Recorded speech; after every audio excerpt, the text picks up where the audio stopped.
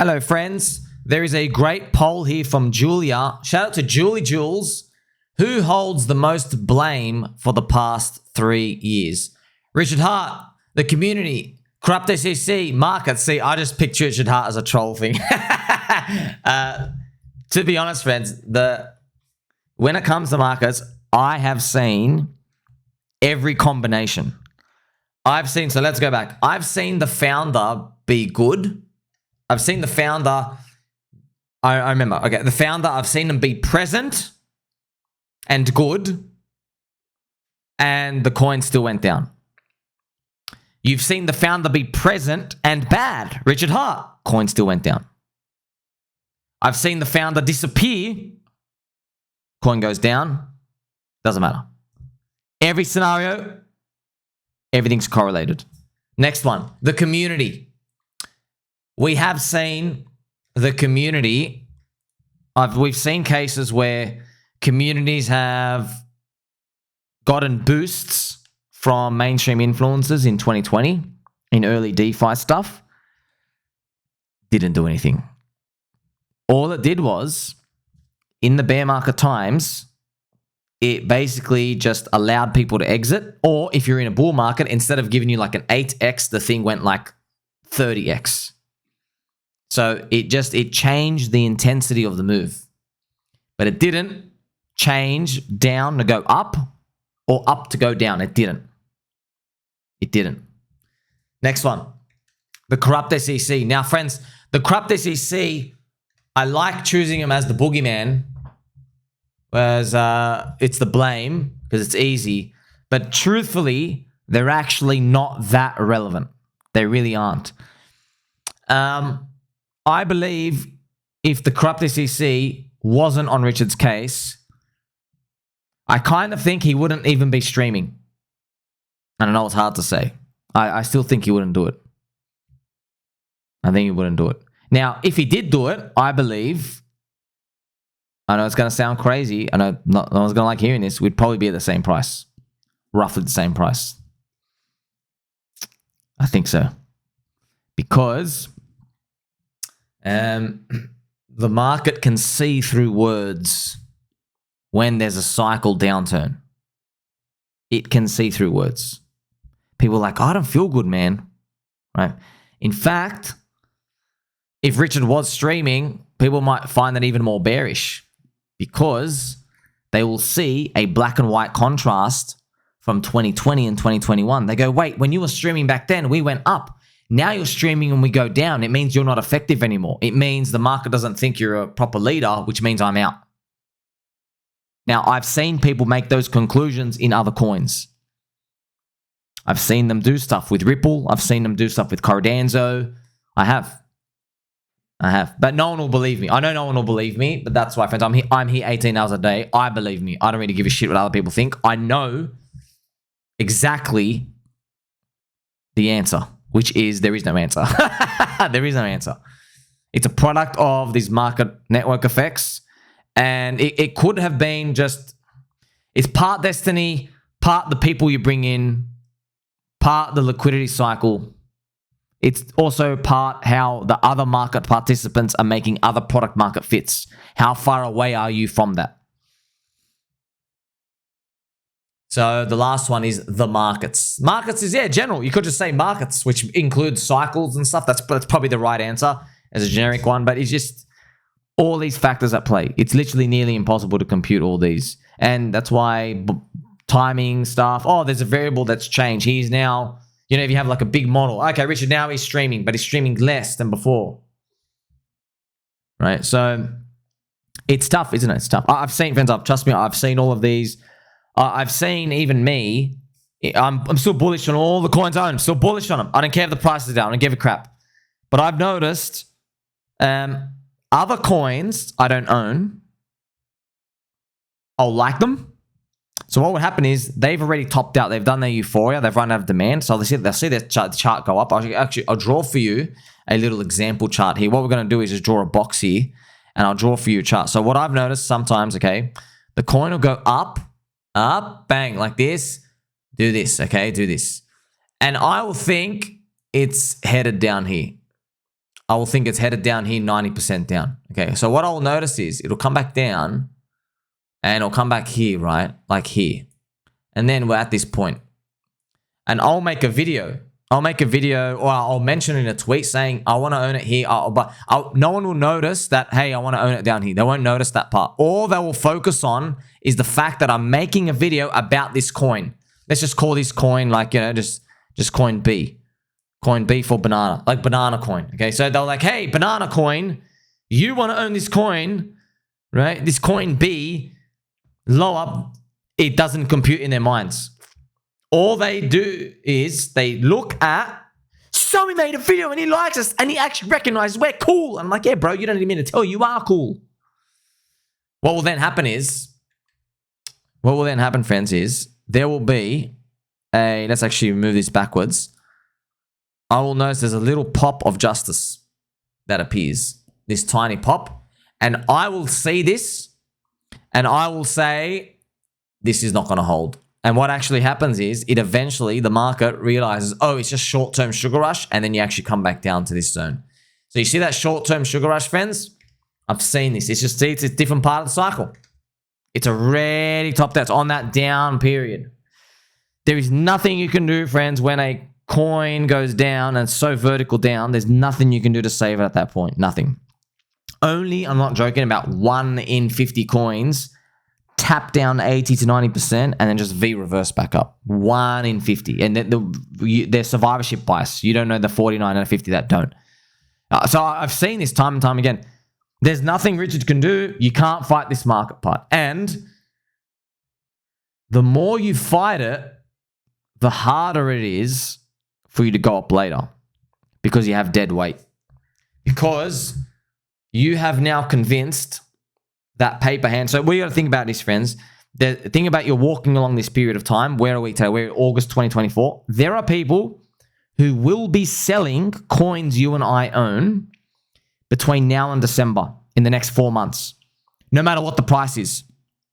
Okay? No matter what the price is. Whether it's up 10x, 100x, or down 80%. They will be clicking sell. There is a natural decay of attention in everything. Everything has a natural decay. You can't fight that. And you're betting that that natural decay of their attention, I'm just spiraling down, you're eventually going to boost up. That you're betting on the long-term trend. Okay, that's the up. It goes upwards, downwards decay. Upwards, that's what you're betting on. There's nothing you can do to fight it. So these people who are naturally going to sell, though, the last thing you want is everybody who is selling in August this month, you don't want to interrupt that, or the September people who are clicking sell next month, you don't want to come in as Richard Hart and say, don't worry, I'm now back. Everything's going to be great. You don't want to do that. You don't want to do that. Now, obviously, it's been enough time now. It's okay for him to do that. I'm talking about like a year ago. That would be shooting yourself in the foot. Because people, basic events, they're carrying heavy bags and they're going to sell next month. Sometimes they don't even know they're going to sell next month. It's just there's a natural, so people are dropping off. You know, there's 100,000 people in the community. Okay, every month there are 100 people leaving. There are 100 people clicking sell. It's just how much are you onboarding in that time, okay? So you don't want to get all these September, October, November, December, January people who are clicking sell. You don't want them to then think about getting back in right now if they do it. Or you don't want them to just hold on. It's the weight on everyone's neck. Also, think about this, right? There are people who sold April, May, June, July this year as well. They're out. They're non-believers. They've left. You don't want them back in because now you know they're going to be non-believer dead weight bags again. They're not in for the long term. You want as many long-term people in there as possible. Okay. Now, I'm not saying everything Richard's done is to get this outcome. I'm not saying this, but it could be. But I'm just helping you understand. If you want the best constituents to ride up in a bull market, you have to do what he's doing. You know, for example, friends, let's look at Hex and Richard Hart. We all know a lot of the wrong people were onboarded in Hex. A lot of the wrong people. Wrong mindset, wrong attraction, attracted to money, attracted to number go up, talking about delayed gratification, but all they ever saw was the price chart going up, so they were never tested. And we know that because the price has dropped so much, they literally ran away. We know that. Maybe Richard went to the drawing board, and maybe Richard said, how do I fix the constituents of people here? I want to get rid of the scum, and I want believers in. There's too many scum who were ungrateful from last cycle. I gave them hundreds of millions of dollars, and they sold these dog shit down 99%, and they did a lot of the wrong things. How do I get rid of them? I don't want them here for the next one. I need them out. Now, here's the thing. You can't shoot yourself in the foot, risk it, by writing an essay as Richard Hart saying, hello community, I onboarded the wrong people. So now what I'm going to do is not give you attention so the non-believers can leave. He's not going to do that.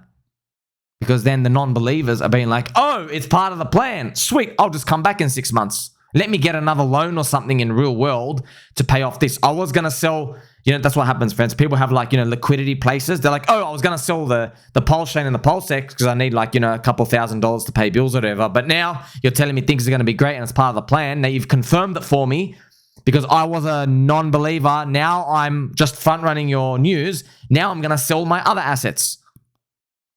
You don't want those people because as the thing starts to move up, they get out anyway. They're not actually there for the long term.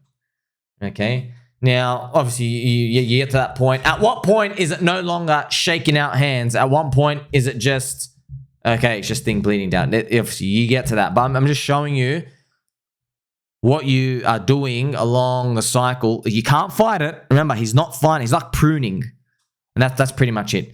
So, shout out to Julia for this poll, right? Who holds the most blame? I don't think, friends... See, a question, it's an interesting question, but in markets, don't think about investments as who's to blame. Think about it as there are periods of time where I want to buy in the depression because it's a good bet. And there are periods of time where I might want to have less exposure because it's a bad buy. It's less of a good buy, okay?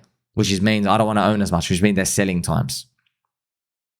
That is the way to think about it because you can't control these outcomes in the middle. There's just thousands of things. None of us can really do much. It is what it is. So once you have that mindset of, oh, I'm not trying to control everything or blame it on anyone. I'm here to look for good bets. That's where you want to be. That's where the mindset wants to be. So, perfect example. You are on a football team. You're Messi. Sometimes, man, one of the defenders is going to let a goal. Yeah, he could go back, maybe at halftime, you're down 1-0. He could be thinking, it was all your fault. It was all your fault. He could be thinking that, but he probably doesn't. As a world-class sports player, he's probably thinking, okay, I've got to just keep taking good shots, good risk-reward shots. I've got to keep targeting their left side, right? Because their left side is just 5% slower than their right side. So I've got to keep doing that. And their goalie, maybe he doesn't run out as much. So if that's what they're automatically computing. They know, okay, their goalie's not running out as much. So I can sprint more with the ball and I can do the through balls and I can chase them more because there's less chance that the goalie's going to be out. You see what I mean, friends? So he's not saying, oh, blame it on here and I blame it on the weather and blame it on the referee, right? That's human natural reaction. But he knows it doesn't matter. I just got to keep taking good shots. I've got to keep taking good plays. Well, that's the same thing in markets. I have to keep taking good bets. Obviously in markets because we go down for 3.5 years. You're like, wait a minute. How is it a buy of the lifetime for 3.5 years? I know, man. I know. Crypto, we've never seen anything like it. Where something, because there's no DCA Ponzi money to come in from the stock market guys to keep the bid over time. There isn't. We're early. Very early, very inefficient. That's why. And these global liquidity cycles with these money printer stuff, yeah, friends, we've never seen anything like it. That's why no one knows what to do. No one. I mean, like, you know, well, obviously 10% of us will know what to do. Hold through no matter what. We know that. But you sound skits. You literally sound skits. See, you don't really sound skits in the stock market because it has 100 years of data. You're like, okay, it's going to come back, but it might take you 10 years. In crypto, they don't even have that 10-year part. They're like, it is never coming back. Never. Richard Hartson, no one's ever going to come back. It's all done, right? That's their attitude, and that's what you want. That's how you know they've priced these things at a survival rate that's way below what fair value is, okay? They've given Hex like a 1% survival rate. PulseChain, PulseX are probably giving it like 10% survival rate, okay? This should be like way higher. Way higher. But that's opportunity for us, okay? If the market was correct about their survival rate, there's no opportunity to buy. Now, obviously, you're already in with me. We're like, hey, can we not have the opportunity to buy for so long? I know. That's the game. That's the game. But you're going to learn this in the next cycle with other assets and everything else as well. You're going to appreciate it in the next bear market. You will appreciate it, okay? Make sure you like, subscribe, read about it all. Shout out to Julia. Catch you soon.